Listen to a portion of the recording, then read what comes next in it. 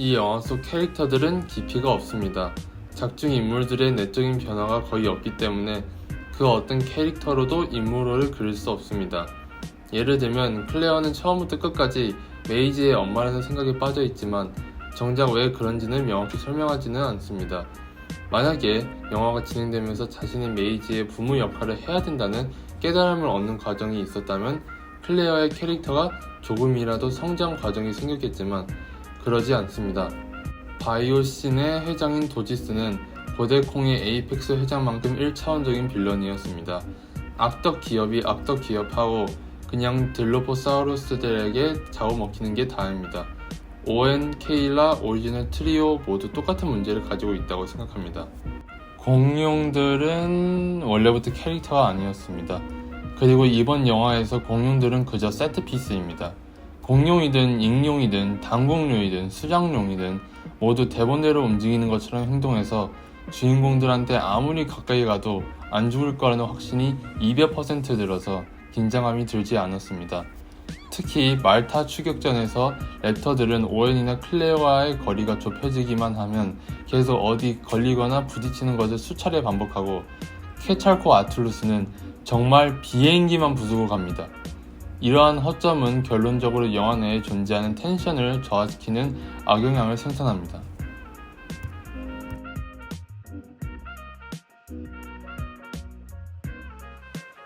메뚜기 플롯은 컨셉상으로는 좋지만 역으로 공룡의 영향력을 간소화시키는 부작용을 초래합니다. 그리고 메인 이벤트들이 바이오신 시설 내에서 벌어지기 때문에 시리즈 내의 다른 영화들과의 차별성도 떨어집니다. 더 나아가 후반부로 갈수록 어색하거나 말도 안 되는 장면들이 등장합니다. 말타에서 오웬이랑 클레어가 007에다가 레지던트 이브를 섞어 넣은 것 같은 이상한 액션들을 하기도 하지만 기가노토사우루스가 불을 삼키고 나서 멀쩡하게 살아 움직이는 등 말도 안 되는 장면들이 나오기도 합니다. 스토리 내에서 벌어지는 일들이 많아 보이지만 결과적으로 중대한 변화를 일으키지 않다 보니 이야기의 시작과 끝이 거의 동일합니다. 영화 시작은 공룡들이 세상으로 풀려났고 그것들과 함께 적응해 나갈 방법을 찾아야 된다였고, 영화의 끝은 공룡들이 아직도 세상에 풀려나 있고 그것들과 함께 공존해야 된다는 메시지로 끝납니다. 폴린 킹덤 엔딩으로 리셋된 것 같은 느낌을 줍니다. 달라진 게 있다면 헨리우가 메뚜기 문제를 해결했다는 것인데 앞에서 빌드업이 거의 없었기 때문에 만족스러운 엔딩을 만들지는 못합니다.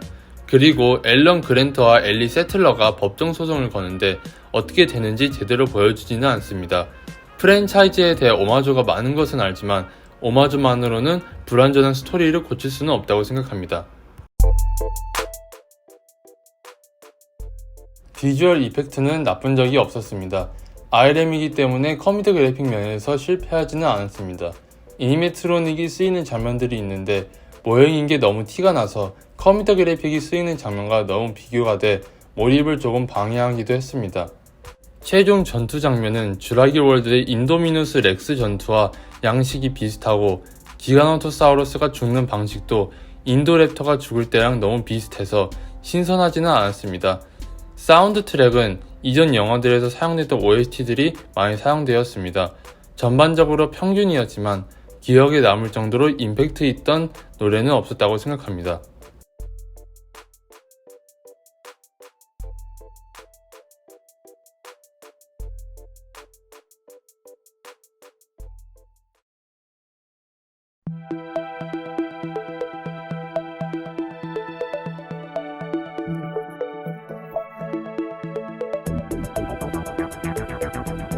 저는 이 영화의 첫 20분이 최고였습니다.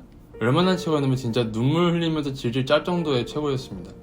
파라사우루푸스와 아파토사우루스 시퀀스는 공룡들이 야생에서 생활하는 것을 볼 수 있을 뿐만 아니라 그들이 우리와 같은 동물이라는 것을 상기시킵니다. 두 공룡 모두 경험한 적 없는 낯선 환경에 강제로 놓이게 되면서 혼란스러운 상황에 있다는 것을 영화는 보여줍니다. 그리고 주라기 월드 테마 음악과 공룡의 서글픈 울음소리가 같이 들려오더니 저는 거의 온 힘을 다해서 소리내서 울지 않으려고 했습니다. 유치해 보일 수는 있지만 진심입니다. 어렸을 때부터 공룡을 너무너무 좋아했습니다. 그러기에 공룡이 오늘날 환경과 상호작용하는 모습을 봤을 때 감동이 와르르 밀려왔습니다.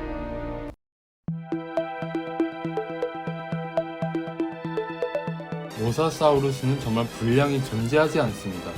이번 영화에서는 어선 하나 침몰시키고 남은 러닝타임 동안 증발해 있다가 마지막 엔딩 몽타주 때 고래들과 평화롭게 있는 모습을 보여주고 끝납니다. 거의 괴수급 사이즈로 버프 먹은 모사사우루스가 상어만 먹고 배를 채울 수는 없습니다. 영화에서는 너무 배가 고파서 아예 어선 전체를 침몰시키기까지 하는데 칼로리 덩어리 고래들을 앞두고 아무 짓도 안 하는 것이 어색하다고 생각했습니다.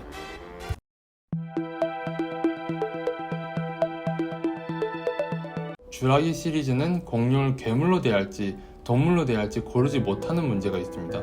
하지만 이 영화에서는 더욱 명실히 드러납니다. 초반부에서는 공룡을 우리의 보호가 필요한 동물들처럼 표현하다가 중반부 후반부에서는 대본대로 움직이는 세트피스처럼 취급해서 작품 자체의 통일성이 떨어진다는 생각이 듭니다. 이 세계관에는 공룡 보호단체가 있으면서도 그 공룡들이 아무 이유 없이 꽥꽥 소리 지르고 싸우고 말도 안 되는 행동을 하는 모습을 보여준다는 면에서 영화의 위선적인 면이 드러난다고 생각합니다.